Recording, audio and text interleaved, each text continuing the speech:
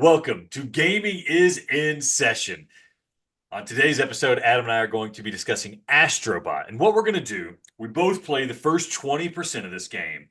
And we're going to discuss our impressions, our thoughts about the game, and really, if we're going to continue playing this game because our time is valuable, your time is valuable, and nobody has time to play a crappy game. With that, let me bring in my boy Adam. Adam, how are you doing today? Do you think we could remember there was that lady who's, I ain't got no time for that. You think we could get her on the podcast? Probably not. Why not? I don't think she'd want to do it. I think she would have time for it. I think it wouldn't cost any money. I think if I walked up on the street to her, she'd be like, I don't want to talk to you. I don't want to talk about that. I don't got time for that. That's what she would say. That's a shame because she would be a wonderful first guest. I don't think I ever saw that video. I think I just heard. Are you serious? I just saw the picture. I need to send it to you. It's actually hilarious. I use it all the time. Very meme worthy. Regardless, Alex, I am excited. I've been wanting. We have another podcast about virtual reality, and I've wanted to branch out for a little while. The world is our oyster. We're going to be playing all types of games. Astrobot, I think, is a good one, and it's very fitting because, again, we're playing the beginning of a game and then deciding, is it worth continuing to play? And this is Alex's perfect podcast. Astrobot is the perfect game because Astrobot came out for PlayStation Virtual Reality, which was our other podcast. And you started the game, Alex. You said the game was good. You said it was an award winner, and then you never finished it. So this is a perfect game to start with. I did this on purpose. I'm putting you on blast. Are you ready to redeem yourself? Yeah, no, that's the whole point of this podcast is I don't have to finish these games now, right? That's really you don't. Really, in all reality, I know you finish more games than I give you credit for. What percentage of games do you actually feel like you have finished that you've started? Oh, that I've started? Yeah. 5%? 10%? Oh my, that's low. Wow. Yeah. It takes a high bar for me to think a game is worth finishing. Holy crap. That's low. I mean, mine's high. I mean, it's 70%, maybe 80%. Like, it's gotta suck a turd. Once I start something, I feel compelled to finish it. But this will help me kind of narrow down what I need to play. And if it's not good, it's like a book, right? You read the first 50 pages. If it sucks, you just stop. Don't finish it. But it's like when you're having a delicious meal, Adam, even if it's an amazing meal, at some point you just got to say, all right, I don't got to eat the whole thing. Let's just stop here. That's not true. That's never happened to me. Yeah, I don't know what to tell you. I like to finish. Sorry. I'm a finisher. So, Alex, here's I thought about this, and I thought about you the other day. What do you get when you mix human DNA with goat DNA? Oh no! What? What do you get? You get kicked out of the petting zoo. Alex has a family, and they probably go to petting zoos all the time. And this is just, I was like, this is an Alex joke. He's probably in a petting zoo right now. Mixing DNA. What? Oh, it's not just a petting zoo; it's a heavy petting zoo. But all right. I love it. Let's start our gamer juices again. As for those who are unaware, we have every night. I do this with your son. No, I'm joking. That's it. What medicine are you putting in your drink? I know. Well, no, this is a vitamin B shot with mixed berries. Okay. I want to feel good. I also have Celsius Arctic Vibe, which I've just now realized I may think it's an energy drink. Yeah, you're gonna be up all night, man. Oh no! And the really gamer juices, you gotta finish it. Yeah, exactly. When you start a gamer juice, you have to finish it. We like to be at least somewhat try to push the limits. And so that's why I'm gonna double fist these. Oh, they're horrible together. Let's try them individually. That's horrible. Oh, what is that? I thought like the little shots, like whether it's 5 hour energy, Yeah. it's anything. I thought they were supposed to taste good. Maybe you're supposed to mix it with something. There was one time I got a drink for my dad from Japan, and it came in like a little milk carton, and he just drank it all up. And then I read afterwards you're supposed to like dilute it heavily with water, and Uh, he was just drinking like sweet syrup. Oh gosh. No, it doesn't. It says just drink it. It's Oh. probably because it's organic. Doesn't have any freaking sugar in it, I like losers. how something tastes awful. You can just say, "Oh no, it's organic," and people are like, "Yeah, okay, that makes sense." Yeah. Don't worry about making a good drink. Just call it organic. This is much better, and it's not organic. So, Celsius Live Fit Sparkling Arctic Vibe. That's actually pretty good. Alex, what are you sipping on? Yeah, so last week I had a wicked bout of food poisoning, and so I'm just now coming back around. This is my first jump back into. I got some bourbon here. It's Benchmark Full Proof Kentucky bourbon, and it's bourbon, so there's not a bunch in here, but I have to finish it. Hope I don't barf Barf it up. on the first Barf episode it this up. episode We here. have Yeah. never barfed live on the podcast, and we've done a lot of nasty stuff. That would be hilarious if this is the first. I think If in it our is- gaming is in session intro, you like fake barfed, right? oh, that's true. Yeah, Yeah. that is. But yeah, I know. we I haven't did really really barfed, barf. Yeah. So if you barf, I'm gonna reach out to Benchmark Bourbon and for a sponsorship. Hey, we Or we hush got this money. brand new podcast. It's gonna be a hit. We're talking about games. You made my friend barf. Let's do this. You Just know. yeah, ask. We need to get hush money. Tell them like how much is it worth us burying this story? We'll just put a sensor bar over your mouth. You can still see the throw up come like through and on the bottom of the bar, but And either it's way, got a Benchmark logo. Yeah. I'm ready. Well, actually, you have a little show and tell. Oh, yeah, I'm Adam. ready to hop into Astrobot and talk about the first. So let me brief intro. So the reason we're doing this, Astrobot just came out. It came out September 6th. It's a $60 game, no VR mode, but we all know Astrobot. Astro Rescue Mission was great. Astro's Playroom and PS5 came out. Team Asobi has now made a full game of Astrobot, just like they made a full game of Rescue Mission when the original Astrobot came out in VR. And Adam, I don't know if you know this, Sony released at the same time a special Astrobot DualSense controller. Oh, Yeah. Yeah. Here's the thing. I don't know what I was thinking, why I thought I had to get it, but something about it, when they launched the pre-orders for it, I went on PlayStation Direct and I just looked at it and was like, I want that bad boy.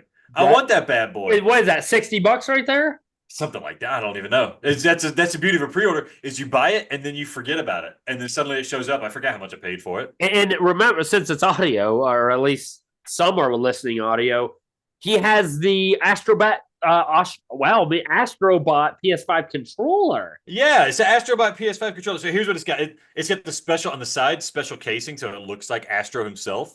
Yeah. It's like special. It's like a nice glossy cover to it. The touchpad is black with little Astro eyes that you see, and then it has little grooves in there, like the little spaceship from the Astrobot game. And I like the analog sticks. They're white. That's new. That's neat.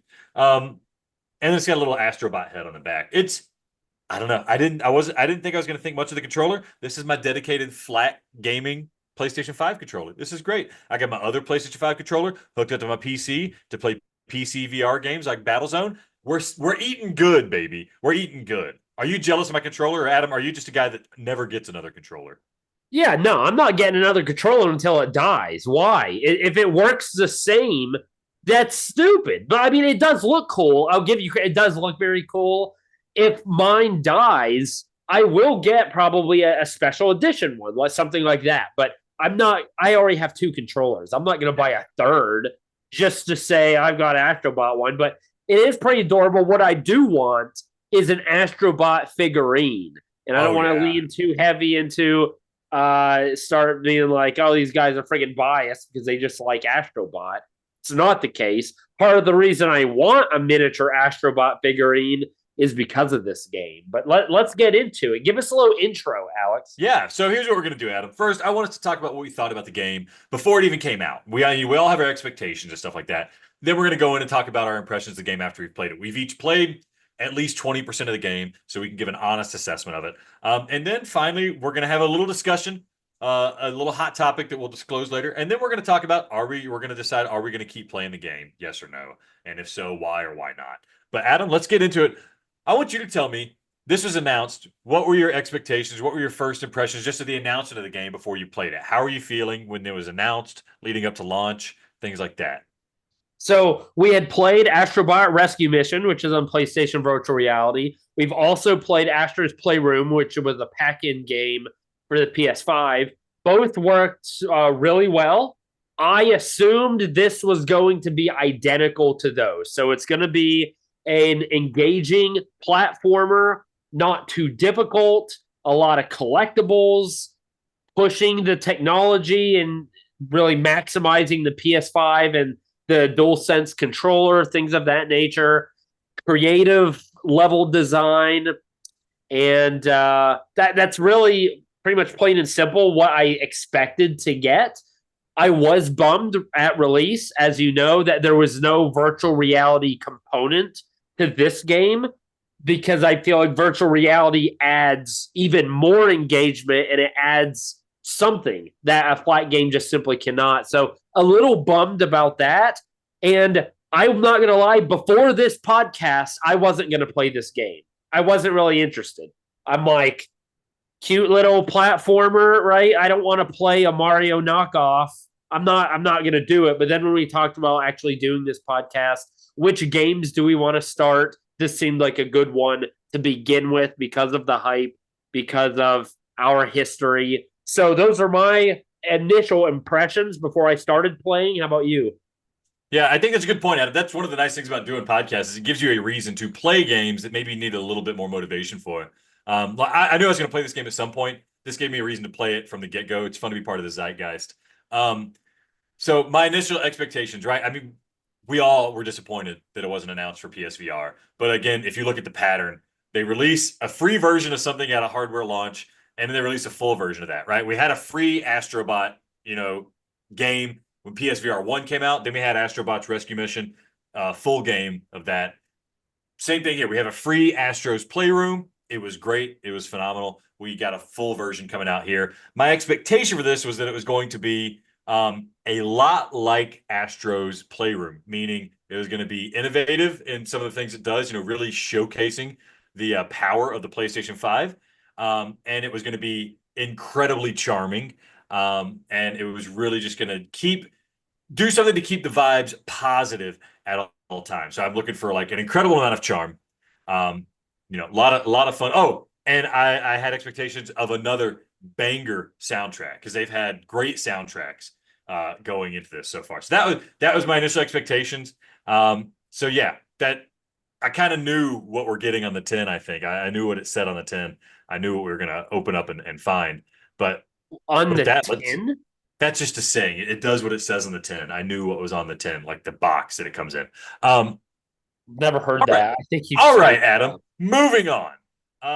With that, how about your first impressions? You want to start us off at it? How are you feeling about Astrobot after having played it for about 20%?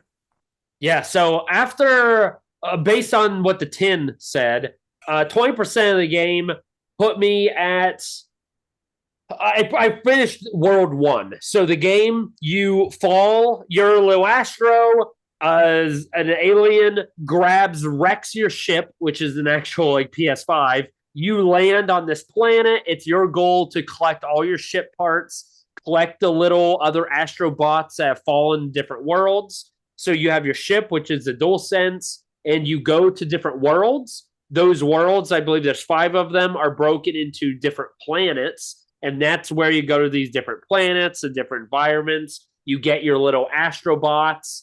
There's a bunch of like hidden puzzle pieces in there. And all of that rewards you by the more you collect, the more coins, puzzle pieces, little Astros. It unlocks something at the crash site.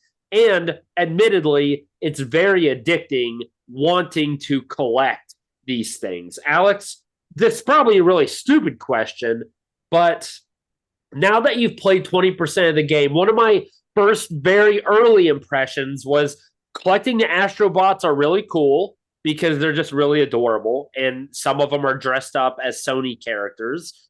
And then, puzzle pieces open something at the crash site. So, but I wasn't like horribly impressed or motivated to collect those other than just I know they're there, so I should collect them. And then the coins, we played a little bit ourselves, and we were even like laughing, like, what's the point? Like, why? What have you found yourself feeling obligated or motivated to collect everything, or just the little Astrobots? Like, where were your thoughts? Yeah, there's a couple angles to this, but this is one of the things about platformers, right? Is what do you do in a platformer? Is there like a little bit of combat that carries the game, or is it exploration and exploration carries the game? Usually it's exploration and moving around. And to facilitate that, to motivate that, you have to have collectibles, right? So like, as you mentioned, coins, puzzle pieces, bots that you're looking for. And yeah, what I think this game does really well is that it does have this nice level of incentivization to make you want to do it all. And it happens in a couple of different layers, right? You want to find the bots, not just because they're almost equivalent to like the stars in Mario 64. So you just want to get them all. And because they help you progress through the game, but you also want to get them because they're really charming and cute, and you want to see what the next, PlayStation character cameo it is, right? You want to see, Yeah. oh, am I going to get Solid Snake? Am I going to get somebody from Resident Evil or something like that, right? So you want to hunt these guys down just to see what the take on that game character is, which is an interesting motivation. The other thing, the puzzle pieces, again, there's not too many of them. And so really those are kind of the ones that's like, I do it because I want to feel satisfied that I was able to solve something a little bit tricky, right? I was able to find something hidden. But the real interesting incentivization, I think, is with the coins. Because the coins allow you early on in the game to unlock these capsules that like add special flavor to the Astrobots or the bots that you've rescued. So like, for example, Like accessories and stuff. Accessory, yeah. I unlock the solid snake bot. If I get enough coins, I get one of those crank games and I get a little capsule that I open up and it's a cardboard box for Snake. So when I see the solid snake bot out in the overworld and I hit him, he does a little animation and it's just cute and it's funny and it's nothing huge, but every one of those little things costs like 100 coins. So I don't want to be, I don't have to grind for it. So I just try to get them as much as I can throughout the process. The other thing that really motivates all of the collection is that every single thing in this game, almost every single thing, has some kind of interaction to it, right? It could be sprinkles laying on the ground. It can be the cream on the waffle cone. It can be just a simple tree. You want to hit and touch and interact with everything in the game because it's going to have something happen to it. And it just makes it a little bit fun. Like earlier today, I was playing a level. I held down I punched a tree, right? Didn't do anything. I held down my charge button to do your spinning attack. I did the spinning attack. Tree started spinning too. Did absolutely nothing. Didn't give me anything, but it was just like, man, now I want to do that. I want to see all the trees. They intentionally coded that to do it for really no reason other than just, I guess, engagement and for something to happen. Yeah, and so really, I'm not finding things because I want to find all the puzzle pieces necessarily. I want to find all the bots necessarily. I want to find all the coins necessarily. I'm doing it because I don't want to miss anything. You get this like weird, like micro FOMO in every level of this game. It's like something cool is happening everywhere you look. I don't want to miss a single thing. Another thing, I went behind like a waterfall. There were these two bad guys. The little spiky robots, bad guys behind a waterfall or behind an island or something like that. They weren't even attacking me. They were getting married. What the heck? I went up to them. They didn't even try to fight me. I hit them. They die. I felt bad, but it was just a cool little thing that had absolutely no purpose in the game beyond just being like cool and cute and weird. Maybe I didn't. When you're going through a level and you see a bad guy, and obviously I want to like kill him, so maybe it didn't register, or maybe I didn't see that. And even if I did see it and I killed him, I didn't realize they were getting married. Now you're right. That little mini FOMO, I'm like, what? Yeah. What else did I miss? Yeah. And it something you also mentioned was with Mario. To me, this has a stronger appeal because a star is kind of a star, right? You could change the color, you can make them harder to find, you can, but it's a star, right? Yeah. These things are, I feel like, cuter. There are some bots that are just normal bots. Not everyone you collect is a cameo. But the ones that are cameos, and they have some really just obscure characters. I'm going to say 60% of them, I don't even know what game it's from. And then that motivates me even more, not only to find them, but then I'm like, what? Who is this person? So then they give you like a little hint once you collect them. So then I'm Googling, oh, well, what type of freaking game is this? I've learned games that I didn't even know existed. Like, What name one? oh gosh, I would have to go through the whole list. I'm telling you, there's so many that I don't know. Have you heard of Jammer Lammy? Of course not. See, there you go. That's one you unlocked. I See, think. it sounds like a made up word. Yeah. There was like I could think of the bots. I can't quite remember the like game Yeah. itself that it's from, but there are so many of them. Yeah. And when for me, I guess because I don't know as many, when I do find one that I know, like Joker from Persona, I'm like, oh yeah, like I know. Yeah. Like, there's like an instant like weird bond. I don't. It's weird. Yeah. It's so weird that it's this insane celebration of all of PlayStation gaming, and it's never heavy-handed, right? It's never like, if you watched a movie and it was like the PlayStation movie and they had all these like call outs and stuff, it'd get kind of like cringy or a little bit like, okay, yeah, yeah, yeah. But I guess none of it feels gratuitous, I think. It never feels pandering because, like you said, it's just a bot kind of dressed up like one of these characters and they don't rub it into your face in it. Like, it's just like that's it. That's the thing. Isn't it cool? You remember that? Isn't that cool? Have you, when you found any of these guys, have you been like, I forgot about that game. I want to play that again. I want. Has that ever happened to you? Hey, Like that's why I mentioned Jammer Lammy. Jammer Lammy was a sequel to Parappa the Rapper. Did you ever play Parappa the Rapper? I've never even heard of these words. So dude. Parappa the Rapper was a game where you're like a dog that raps. It was one of the first rhythm action games. So like think before Guitar Hero, you see the like shapes, the PlayStation controller shapes come down the line. You got to hit them in rhythm, and your guy raps if you get the rhythm right. Okay. And then they made a sequel that was, instead of rapping, it was playing rock music, and it's Jammer Lammy. It's the same thing, but she's playing guitar and stuff. And I was just thinking, like, why did I not play this game? Same thing with Ape Escape. There's a level in the Apes Out of Control level, and the whole time I was playing that level, I was thinking, I am such a fool for never trying Ape Escape. It is free on PlayStation Plus, I think. I could be playing it right now. I'm so dumb because Sony pushed it so hard on the original PlayStation, and I never tried it. I'm such a fool. I need to go play it. Yeah, I don't like based on the level in Astro, is it you just go and you collect a bunch of apes?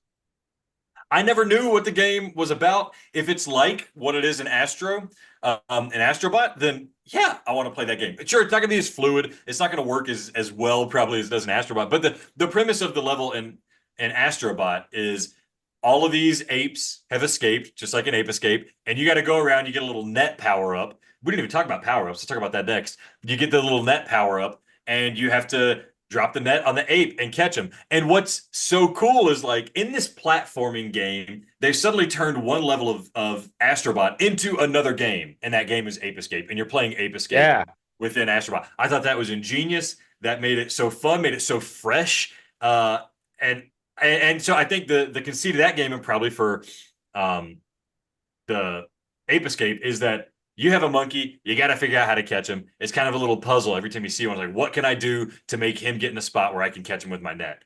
So fun. Yeah. So good. And going back to other like kind of first impressions too, back to the original question, I suppose, is one thing you'll immediately notice, and I really think is cool, I love it, is the utilization of the DualSense. They utilize that to its fullest ability constantly. Very, very rarely is there not something happening with the controller, whether it be sound effects, feeling rain that's hitting the character, but kind of in your hands, the controller. When you zoom in your ship, there's the haptic feedback. You got to pull harder on the R2. There's power-ups that you kind of alluded to quickly. All those use different buttons and in different ways. That I think I love. To my knowledge, no other system has a controller that is as versatile as the PS5 and the DualSense. It's unfortunate more games don't use it. Some games do kind of use it, but obviously the Astro's Playroom and now Astrobot, I think, have used it to its fullest extent and made it the most fun to use. Like, I love that. Yeah, go ahead. I'm a bit split on this because the whole point of Astrobot, like we said, is really like pushing the PlayStation 5 to its limits to some degrees. Maybe not graphically, but the other Yeah. features nobody uses. Things I haven't seen yet. I haven't seen much like touchscreen interaction, which we saw even on the PlayStation 4 in Astrobot, right? You had to, in Astrobot VR, you had to like hold your controller and pull back on the touchscreen to slingshot Astro. That was like the only fun thing I ever did with the touchscreen. I haven't seen anything. That's not to say it hasn't happened. We're just early on, but I haven't seen anything like that. The microphone seems underutilized. Like I haven't had to. I like. I hit a point where you had to blow into the Okay, microphone. all right. So there's a bit there. I will say the haptics, or not the haptics, but the rumble, like the sense rumble, is really Yeah. good. Like when you walk on ice, it feels different than when you walk on grass, and that feels in your controller. I haven't seen anything great with the actual like R2 L2 haptics. I'm sure something will come probably, but I mean, like that is. when you boost off, You like you feel it a feel bit. you got it's not just like loose. You got to actually pull on them. Yeah, you feel it, but it's not functional, right? Like in a lot of shooting games, when you have to reload, that button becomes loose, like that kind of stuff. It's functional in the game. It's an indication to you that like you need to do something. Maybe Ah, something will come up later, but I think it's it's getting like 75% of it. Again, maybe I play through the game and it's like, oh, look at them. They just use this thing in a way I've never seen anybody use in a game, and I'll be eating crow there. But it's basically doing what they did in the free game. It's just now a full game of what yeah. that free game offered. Yeah. Which I guess that makes sense because they were trying to show you the full potential then, and I mean it's the same controller and stuff. They can't invent new things, right? Not with the same hardware. So yeah, I like the fact that as you alluded to earlier with that tree, just it's another method in which the game is engaging you that in all fronts, a full frontal engagement. And Yeah. it's really neat because no other games can do that, you know? Yeah. I think it's very good engagement. The other thing I realized today when I was playing it was that they have really walked the balance of a game that has a good amount of challenge to where it doesn't feel like it's too easy. Like to me, Ratchet and Clank feels too easy. It's just like blah blah blah blah blah blah blah. All the enemies are dead. Collect stuff. This game doesn't feel too easy while also not feeling frustrating at all. Even when I like die, I don't feel frustrated. It never They feels get you frustrating. back up and running so fast. You don't have like that, oh, it's just boom, go. It's Yeah. like that helps. And I agree with you. The one reason I don't love platformers, most of the time they're annoying and I don't find them horribly fun. And then sometimes most of them get too difficult. And then I just don't have fun that way. You're right. It does toe the line. There are some things like I'm a little farther than you. I've gotten into the second level. I'm trying not to let that impede, but because it's only the first 20% we're really talking about. But there are some more like challenge levels that at times start to get like a little much. But again, it sets you back so quick. The other thing I really like too is when all these collectibles and stuff, you obviously sometimes some of them are pretty tricky to find, and they give you methods to help you so you aren't just like, oh, I couldn't find it and now I have to spend an hour and a half in this one 10-minute level because I can't find it. You have the PlayStation, I don't know what they call it, what that service is where you go to your home screen. It'll Oh, the tell you game help thing. Yeah. exactly. It has game help. There's also, if you go back to a world after missing something, you can pay 200 coins. And there's a little bird that'll follow you and it kind of gives you a radar of like, hey, something's over there. This game is so user friendly, Yeah. player friendly. It's unreal. While still making you feel like, oh, I earned that.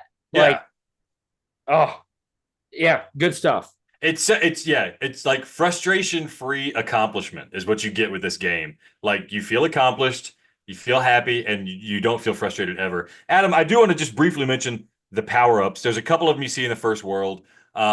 You got like the dog, the jetpack dog. Yep. That's one. Um, You got my favorite, the frog boxing gloves. It's a frog on each hand that shoots boxing gloves out of his mouth. Yeah. What are some other power ups that we had?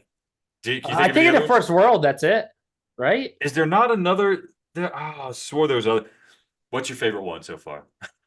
I mean, in the first world, I Oh, feel and like, the net from Ape Escape. oh yeah.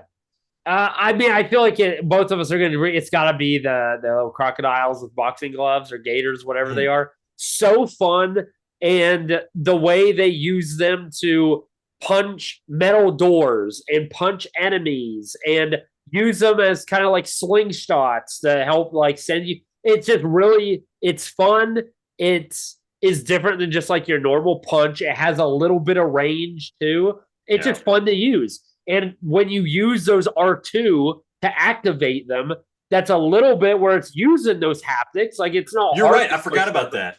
Yeah. And it makes it feel like you're doing something, not just I hit R2 and something.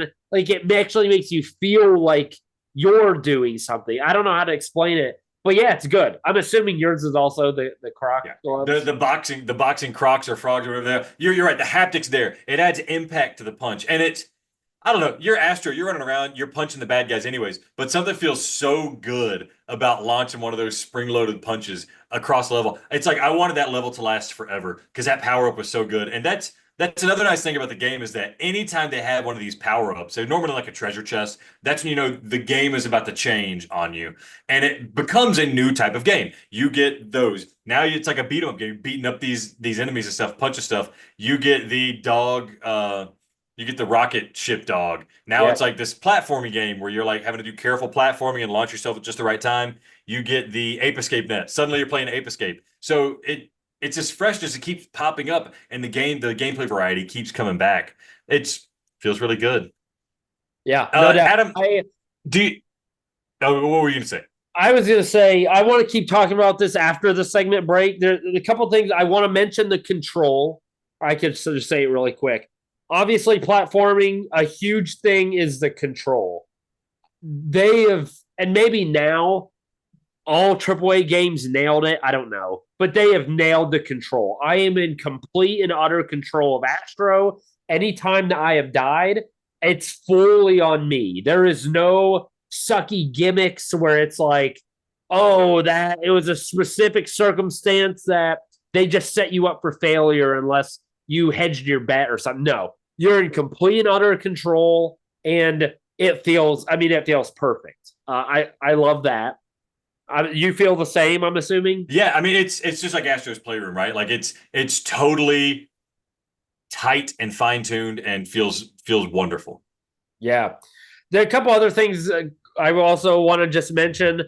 We'll talk about maybe the worlds quickly, and then we do have to talk about whether we're going to keep playing the game, and then some kind of a concern or so you have. Is this game of the year worthy just based on the first 20%? We definitely still have more to talk about on the other side of the break, but ultimately, we are going to end with Alex. We have to decide, is this a game we're going to keep playing? It probably sounds pretty obvious, probably what our answer is going to be. But you know what? I got to hear you out and be sure you're not sour grapes on the other end. Stay tuned. We'll be right back.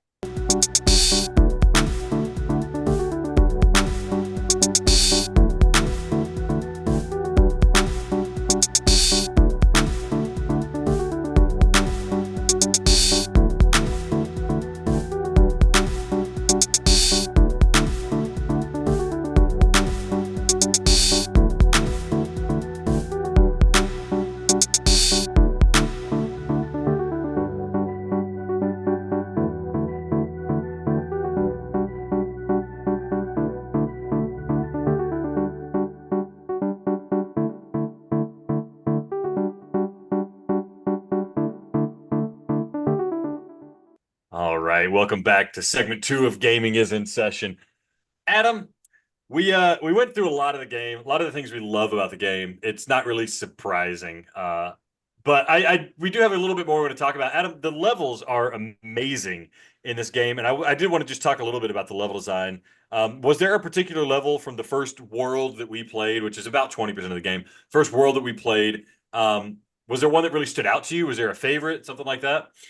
Well, I think in general, I really like the level design because the level is intended if you get everything, probably intended, what would you say, Alex? Maybe 30 minutes a level. If you complete it, find all of the puzzle pieces, maybe the black hole, and get all the Astros, about 30 minutes is right, probably, right?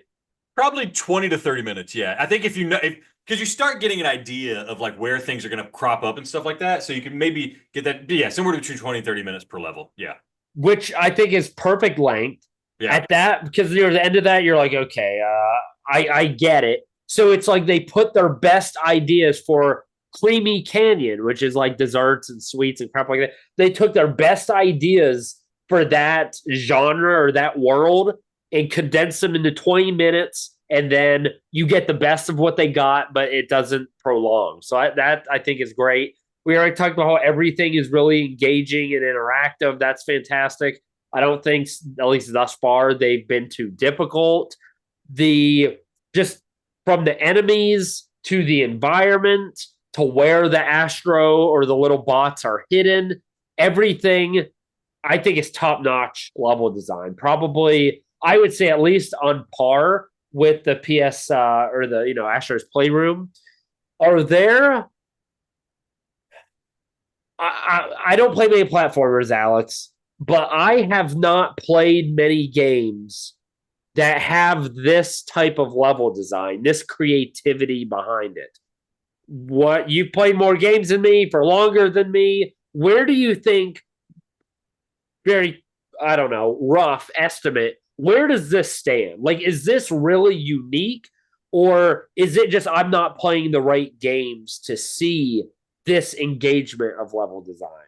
I think there's a lot of games that try to get this level, like this level of quality in terms of level design, and very few actually reach the level that this attains. Even Mario, like a game like Mario, the level design is great. And maybe what's different is that some games just make a level so you have to go through a level and use some stuff, and that's fine. It's cool. Mario is really good, a really good example of levels are designed to teach you how to play the game and then to get you to test what you just learned.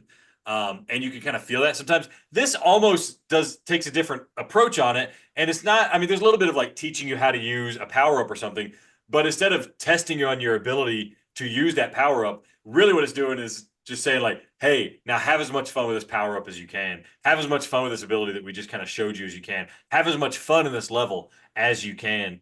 And so there's a slight difference there, but it's yeah, not many games reach this level. And I think that's why, people love Astrobot more than they love Crash Bandicoot or more than they love Jack and Daxter, which people love. But a lot of times levels in those games will have filler. There will just be stuff that's just kind of there just to be there, like a bridge that you just have to walk across just to get you from point A to point B. And Astro, there's always something going on as you're moving through the level. Yeah, I think that's a good point. I didn't think about the filler because, like, I played Ratchet and Clank that first Rift Apart, right? Yeah. And people loved it, but it's not the same. Like, this is much better. But I love the level design so far. I mean, What's your favorite level?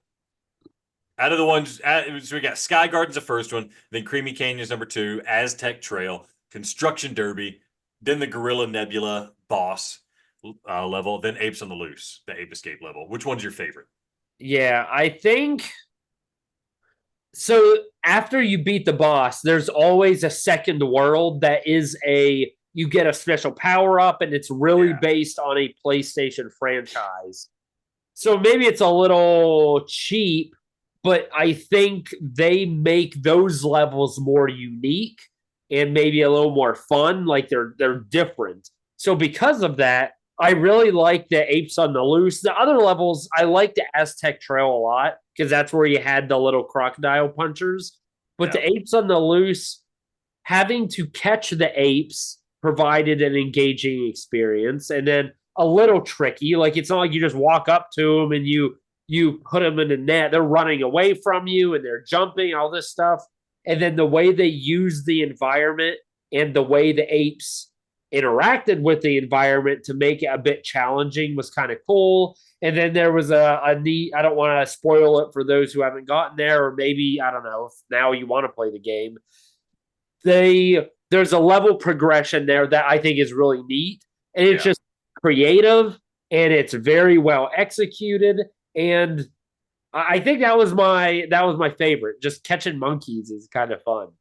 Yeah, for me, I'm torn between Apes on the Loose and Aztec Trail. I loved boxing with those boxing gloves. I just wanted to punch everything. I wanted to punch everything in the level and see what happened. It was just so fun. But Apes on the Loose was like you said, they're showcasing Ape Escape, kind of a forgotten franchise, and it was the first level that made me go, oh, okay, this is what they're doing. They're not just like nodding towards some games. Some games they're absolutely celebrating and letting you more or less play that game in Astrobot, and it was really fun. You're grinding on rails.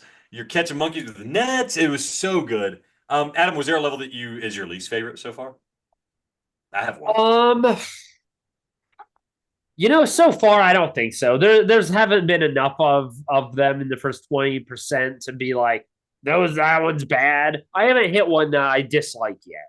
Yeah. Okay, so the one I like least is Construction Derby, and it's a bit petty, but it's because it felt the most like a rehash of Astro's rescue mission. Um, because there was that famous level in Astrobot Rescue Mission where you're going through the construction site and you're like hitting things with your head and running, looking around while Astro's running along the beams and stuff. Now he's just running along beams in just like a video game, like any other game. It felt less special because I had seen a more special version of it before. I hadn't seen these other levels like that in the same way. There's probably these themes before, but that was the first one that felt like, oh, they took the VR game and made a flat version of it, and there we go. It was still a really fun level. It was fine. It was a bit. It really hammered home to me, like, oh man, I really wish this was a VR, but it's not. It's not, and there's probably a reason why it's not. All right, Adam, I want to go on. I want to have a hot topic discussion with you. Since this game came out, it ran up to the top of the Metacritic ratings. It's the best rated game on Metacritic this year, beating out Final Fantasy VII Rebirth, beating out Elden Ring, Shadow of the Erd Tree, beating out probably Tears of the Kingdom. Did that come out this year? A bunch of games came out this year, which means it might be the game of the year this year, just based on critical response. My question to you, Adam, is this really, based on this 20%, do you think this could be the game of the year? So I'm looking up. Do you remember what? So technically, Elden Ring had a 95 and Astrobot has a 94. Maybe some more reviews came out since I last saw it. Maybe. And then Final Fantasy Rebirth has a 92. And then Animal Well is a 91. Balatro is 90. Last of Us Part 2 is a 90. What? How? 2020. That must be a remake? They did a remaster of it, yeah. Oh, that's so dumb. Well, that shouldn't be anyhow. So, but I mean, based on that, it's definitely in the running. It's tough. I don't always agree with these. Like, I really like Final Fantasy. Rebirth, I didn't even. I guess I liked Rebirth, but I certainly didn't love it. And for that to be the third best, I mean, some of these things are I don't know what they're thinking. I think Astrobot is obviously very good. We've explained so many reasons on why it's so charming and why it is a good game. The thing that holds me back on this, Alex, is and after each one of mine, I'll let you, I don't know, add on or maybe argue. So number one, there is when I go back to Final Fantasy 16. That was a game probably most recently that I played that I was like, this is an incredible experience, and I had to play more. I was motivated in every sense, in an emotional sense, plot wise, gameplay wise. I was like, this graphically was impressive. Everything about it, I was like, this is wild. I've never played a game like this. Astrobot obviously is very good, and maybe I'm contradicting myself a little bit because earlier I was talking about how, I want to get all the little Astros. But I feel like I'm playing it and there isn't an urge that's like, I have to have more of this. And I feel that with some of the other games that I absolutely love. And that, like, to me, a game of the year should have that, right? Like, if that's Yeah. truly, I'm not saying it shouldn't be a candidate, but if it's really going to be the game of the year, shouldn't that happen? Or maybe that's just, I don't feel that, but you do. Uh, Adam, I thought we were going to argue here. I think you're making more salient points than I expected. So no, to me, I mean, I'm the guy who said that Vampire Survivors should be like a game of the year when it came out, right? But to It's me, nuts. I mean, that's bullcrap. when I think of game of the year, I think of not only like a game that's very, very good, right? It's got great reviews, but it's like, 5 years from now, when I think of 2024 and somebody tells me, oh, that was the year of blank, like I want it to mean something, right? And I don't currently get the feeling that 5 years from now, somebody says 2024, that was the year that Astrobot came out. It's going to feel like, oh, yeah, that was that year. Because there's other games that have come out this year that have kind of, I don't know, dominated the gaming space for me at large, even though they might not be technically better games, and they have faults to them. But like to me, like Helldivers 2. To me, 2024, that's the year Helldivers 2 came out, right? 2023, or maybe it was 2022. That's the year Elden Ring came out. These are big things happening in the gaming space. Astrobot, for how wonderful it is, for how must play, we can say it may be, if you miss it, it feels like it's okay. It's okay to miss it. And I don't think it's fair for a game of the year to be okay to miss. You know what I mean?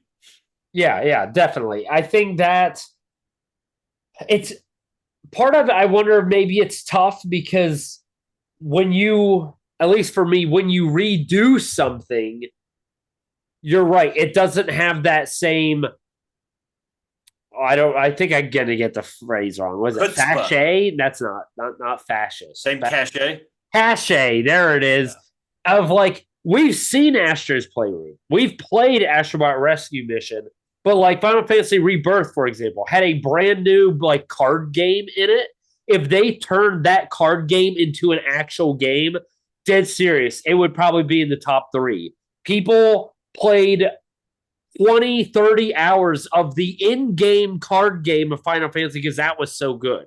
So, like, and that one, obviously, 100 hours. If you try to do everything, probably more than that. The plot is, a little more like engaging. Like that, to me, makes some more sense. The other thing, I mean, graphics probably shouldn't play that big of a role in a game of the year. Acrobot is very pretty. I'm actually surprised how good it looks for a platforming game. Like the textures are spot on and just nothing looks dull. But and I play a lot of Final Fantasy, so that's why a lot of my Yeah. benchmarks are that. When you look at some of the action sequences and the battles in Final Fantasy compared to Astrobot, I mean, one looks like there's a $500 system that's the only thing that can run this because it's so impressive and it's so punishing on the CPU and stuff. And the other looks really nice, but it could look probably just as good on the PS4, right? Um, Yeah, so I think you're kind of getting to what I'm feeling too. Of instead of Final Fantasy, I played Elden Ring: Shadow of the Erd Tree. Right, yeah, and that game's that come out, same and thing. Yeah. it's the difference between Astrobot and like Elden Ring: Shadow of the Erd Tree is when I play Elden Ring, it's like I can't believe they could do this. I can't believe they were able to do this. Whereas when I play Astrobot, I encounter awesome stuff. I'm having a great time, and I have a feeling more of like I'm so glad they did this, which is a subtle difference, but it's just like one is like pushing gaming forward forever. You cannot take a step back.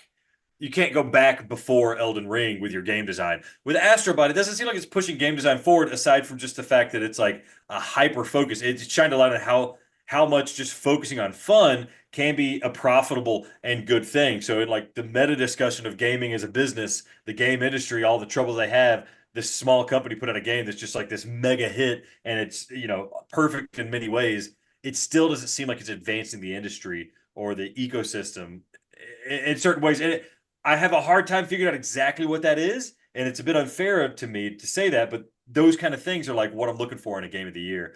And it's not quite doing it.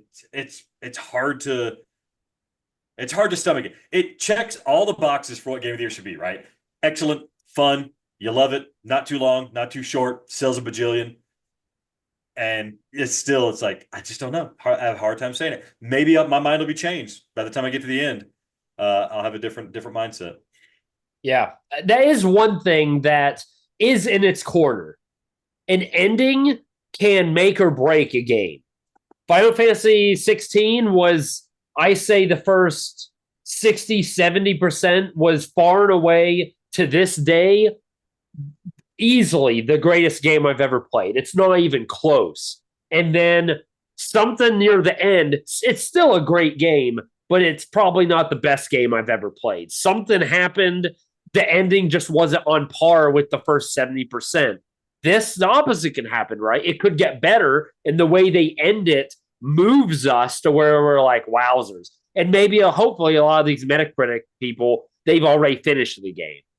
The other thing I was also thinking is that so many of the other games that I hold in high regard, I get like a visceral response from. Either I am physically like stressed, or I am emotionally invested, or I'm driven. Like it, there's a response.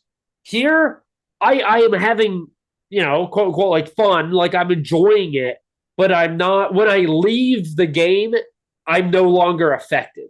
When going back to Final Fantasy 16, when I played that game, there were moments that when I left the game, it stuck with me. And I like thought about it and it almost altered my mood, which maybe you could argue is a bad thing. But that's like game of the year worthy in my mind. Whereas this, like I leave it and forget it until we talk about it on the podcast. And now maybe I want to go play some more, or, I'm bored, or I do want to play more, but it doesn't stick with me. You like Elden Ring? Did that happen to you? Yeah. No, that's a good point. It's almost like, how like in social media, right? Like if you really want something to go viral, you got to make people angry. You got to elicit like a negative emotional response. Like Yeah. that's how things spread. It almost seems like the same in games, right? You need to make something, you make somebody sad. You need to have some kind of make somebody angry, have a story that really engages you in ways that in that way. Astrobot is engaging you emotionally. You are having an emotional response. It's just that like it's taking you from, complacent and happy to a place that is happier. And I think it's harder for harder for people in general to detect that like they've gone from happy to happier than it is just somebody to detect that they've gone from complacent to upset, complacent to sad, complacent to angry. That's what's almost unfair, right? Like this game is pure joy. It's pure fun. And it's doing everything it can to keep you on that positive end of the emotional spectrum. Whereas a game like Final Fantasy VII or Nier Automata or Shadow of the Erdtree is constantly balancing of like, you're happy because you won, you're mad and frustrated because you lost, you're happy, and you're getting like this emotional mood swing roller coaster, and that really makes you stick with it. Whereas this is just using half of that spectrum and saying, you're happy, you're happy, you're happy, you're happy. It's like eating nothing but candy all day. And I think that's why it makes it hard to stick with you. Yeah, and the good news is I feel like Mario is exactly the same. Yeah. It wins game of the year, right? Yep. So it may be more about I think the game of the year stuff, so much of it is subjective. Like I think it could definitely win. And just because maybe for the vast audience, maybe it truly is. Not everyone wants to spend 60 hours slaying monsters and getting their heart ripped out or whatever, right? I get that. But the also like some of it, I wonder how much kids play. They're probably not playing Final Fantasy 16 like an 8-year-old, but they can play Mario. They can play this. Like I remember playing Super Mario 64 as a kid. Maybe this is some kids Super Mario 64 for Astrobot, right? And that's why it's incredible. It's going to be life-changing for them. And 30 years down the road, when they look, they're going to be like, man, I remember playing Astrobot on the PS5. That was like my first aha moment, like in gaming or something. So I don't know how they determine game of the year. Is it people do? There's no official game of the year. It's just every media outlet has their own game of the year. And well, there's a like game awards, right? And isn't there something that's like That's like another media outlet though. Like oh, it's you okay? yeah. Yeah. But Then that's a good point, Adam, that you brought up because remember when Astrobot came out in VR, people were like, "This is the Mario 64 moment for VR." Mario 64 was huge because it was the first time we had Mario type game, the game we're all familiar with, but in 3D. It's fully in 3D. It is a 3D platforming game, and it was revolutionary. And Astrobot coming out in VR was revolutionary. It was this platforming game in VR, and it showed us that VR can do things that other things can't. Mario 64 showed us that 3D platforming can do things that 2D platforming can't. Unfortunately for Astrobot here, you don't have that revolution, right? You have this amazing refinement, this perfection of 3D platforming, but you don't have the revolution. And that kind of hurts when you're having this long-term discussion of like the legacy of this game. Potentially, again, we haven't finished it. yeah, Maybe correct. I'll be eating crow. Could be, and maybe this was a better discussion for like after we play it some more. Yeah, yeah. But the right now, I think it's a candidate. It wouldn't be my personal game of the year. Total nominee. Total nominee. Probably not going to be my winner. But Adam, let's not waste any more time. Let's get into the last question, Adam. I think we all know the answer, but Yeah. are you going to keep playing Astrobot? So I think we both are. I would imagine. Yeah, I the answer's definitely yes. am. Yeah. Yeah, I definitely am. And again, it's not even that I like platformers, so it wasn't a for sure thing. And if I'm being honest, most AAA games I play, I do not hold in as high regard as people actually think. Like I'm pretty, I think, critical. So I don't think this was like a gimme, but it's done a good enough job that I'm persuaded to definitely play. I'll let you answer, and then there are a couple concerns I have for myself. Yeah, I mean, it's almost unfair. Yes, I'm definitely gonna keep playing it. I'm gonna finish it. Why am I gonna finish it? I bought it. It's a pretty expensive game, right? $60 for this game. I better get everything I can out of it because it seems overall like so far not much more than Astro's Playroom, which is free. However, I also know that it's not too long, right? It's not going to take me half of the year to finish like something like Elden Ring does. So yeah, I'm definitely going to finish it. And I'm looking forward to it. I'm looking forward to finishing it, and playing through all of it. What kind of concerns do you have then, like moving forward to the game? Yeah. Also, to address something you kind of mentioned there, we online it says that this is like a 10-hour game. Yeah. We both spent about now. Granted, we've gotten everything in the first world, but it's taken like 4 hours. It's 4 to 5 hours. Yeah. There's 5 worlds. So if you extrapolate, either the worlds are going to get smaller, which honestly I really doubt.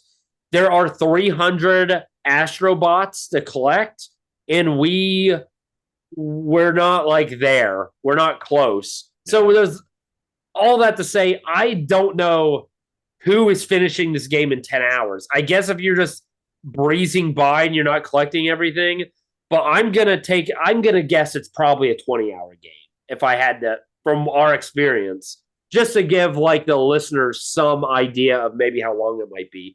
First world took us about 4 or 5 hours. So here are my concerns, Alex. The length, I just actually kind of mentioned it. This is really cool, but we've just started. At some point, will it get old? Mm-hmm. Yes, the level designs are different and they're unique, but at some point, you're still hopping from platform to platform, looking for hidden bots, moving to new worlds. That I know at some point is going to get old. Now, is it going to get old in 20 hours or 30 hours or 40 hours? I don't know. But everything at some point will get old. So I'm not, I guess a concern is wrong. I'm really paying attention to in the future. At what point am I going to be like, okay, I kind of wish that it were over. Like it's hit its high point. I had a fun time. They need to end on a high note, but maybe they're prolonging it. So that's one thing I'm really curious about. I don't know the answer yet. Something, are you worried about that, or do you think it has staying power? I think it's so far in the first world, everything's been fresh, right? We'll see how I feel at the end of the second world when they're recycling power-ups, things like that. Like I'm already getting a little bit tired of the introduction levels where you're flying in and you have to move the dual sense left and right before you land. Like, but then they just added something in the last level I played that spiced it up a little bit. And I was like, okay, I'm back on board. So if they can keep that going, drip feeding this spice, I think it'll do all right because it's not going to be too long. But what you brought up is a really good point. Resident Evil 4, one of my favorite games of all time, it hits a point where I'm like, I really think this game should be over soon. I really want this game to be over soon. I've loved everything. I'm happy to play more, but I just really think it should be over soon. And then it wasn't. It was like another 5 hours. So I'm wondering, are we going to hit that point? If we hit that point, how close to the end is it going to be? That's a good question. Yeah. And personally, if I'm being honest, I actually was happy to hear it was only 10 hours. Yeah. Because even the games I love, like Final Fantasy, almost all games, honestly, if I'm just being serious, almost every game I play is too long. Like it's filled with filler or they quit being original. And it's like to maximize my thought and my feelings about the game, it should have ended hours ago. So I hope this doesn't fall in that. A 10-hour game, I don't think would. But if it really is taking us this long and it's going to be 20 plus hours, that's where I start to get a little concerned. We talked about how addictive it is to want to collect everything. And part of those things are these little gotcha machines that you mentioned. You get accessories for your little bots that you've collected. That I love. I like that. It's kind of fun seeing, oh, where are you going to get? And then you don't know what accessory it is. But if it's to collect everything, which I want to do, if I'm going to have to farm coins and replay levels over and over just to get coins to do it, that will prevent me from not doing it because farming coins is not fun.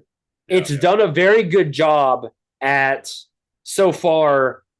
Like there's no grinding. There's no you don't need to repeat levels if you do them thoroughly. Like the whole progression of the game has gone really well. In a perfect game, it's similar to like level design, right? Like you in Zelda or any RPG, you want everything to level at the same time. So you can experience the game. You don't have to stop and grind for 5 hours. You don't have to like, oh, it's too easy. I need to like progress. I'm hoping they did that with the coins. I won't know till the very end, obviously, because I don't know how many of those things are. And like, I don't know where I'm at in terms of, but then at some point, you'll find out soon. I'm, like I said, a little farther than Alex, you're going to have different skins for your ship. You're going to have different outfits for your Astrobot. No, those really? Oh man, that's so huge. Okay, I'm excited then. Yeah. That stuff I don't really care. That the outfit may be a little cool, but I don't care as much. If I can run around as Metal Gear Astro, right? Like that's it's so stupid. It changes nothing about the game. It just makes it so fun. Yeah. Yeah. The first one I got was it Ratchet or is it Jack? It may be Ratchet. Whichever one. That's really cool. That's really cool. Yeah, he has the little spiky ears, the little cat ears. Because you do the Ape Escape level and you're dressed as the Ape Escape dude. And so it's like you're playing Ape Escape. Yeah, that makes me feel good. Sweet. So that's, but I don't want to have to farm to get everything. Yeah. Adam, I do want to. My question for you: you're a cheap guy, right? You never play a game unless it's free, or like 99 cents. This game is $60. Do you regret spending $60 for Astrobot? One, I'm not paying $60 because I bought it physical. I'm going to play it, and when I finish it, I'm going to sell it probably for something like I bought it for 60. I'll probably sell it for 45. eBay takes a cut. I'll probably pay $20 for it ultimately. And yes, I am happy I paid $20 for it. No regrets so far. Alex, it is time. We've decided we're going to continue to play Astrobot. So we thank you, the listener, for listening to Gaming is in Session. we are going to finish Astrobot. So the next episode, maybe the next couple episodes, we are going to be talking about where we are in Astrobot and actually finish the game. Alex, I have it on camera. That's a verbal contract. You can't back out of that. He is going to finish Astrobot. If you agree with what we're talking about, where we land on the Astrobot Game of the Year discussion, tell us. If you disagree, yell at Alex. It's his fault. Don't yell at me. I'm sensitive. Find us on Gaming is in Session on YouTube or wherever you get your podcast. Hope you enjoyed this inaugural episode, and we'll see you next time.